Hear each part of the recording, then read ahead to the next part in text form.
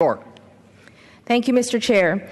This amendment would require HUD to publish model guidelines for minimum heating requirements for public housing units. Unfortunately, Mr. Chair, some public housing agencies across this country have struggled with the fundamental task of providing adequate housing and heating to low-income residents. Less than 2 months ago, the New York Daily News and Reuters published a series of articles about tenants at the Frederick Douglass houses in New York City complaining that they were without heat for several frigid evenings in a row.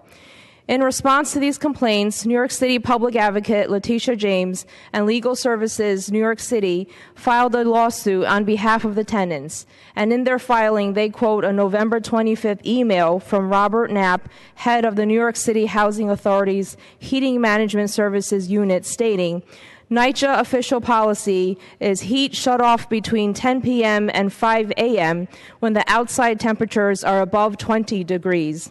When the outside temperature falls below 20 degrees, heat is given through the night. Frankly, this is appalling. Many Democratic representatives from New York City agreed with me, and that is why we submitted a letter led by my good friends and colleagues, Representatives Engel and Rangel, to the head of NYCHA, urging it to completely abandon the current heating policy.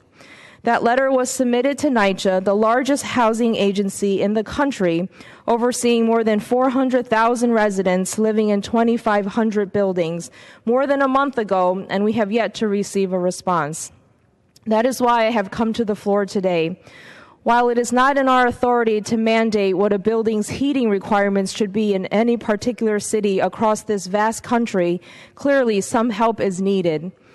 Apparently, some local agencies might need official guidance from HUD outlining the fact that it's a good idea to turn the heat on at night when the temperature outside is below freezing.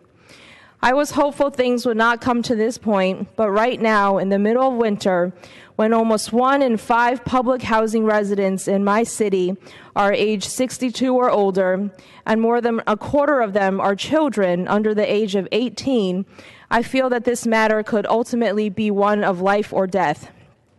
We do not want to return to an age in which tenants of local public housing authorities are forced to revert to heating their homes with stoves. Many of us here are all too familiar with the unfortunate tragedies that occur as a result of that practice, and the fires that can also occur when residents are forced to rely on individual space heaters. For not only the safety of public housing residents across America, but also their humanity, heating standards must be improved. It is my hope that this amendment today, which mandates that HUD produce model heating guidelines, will assist in this endeavor. It is also my hope that all of my colleagues will support this effort. And with that, Mr. Chair, I reserve the balance of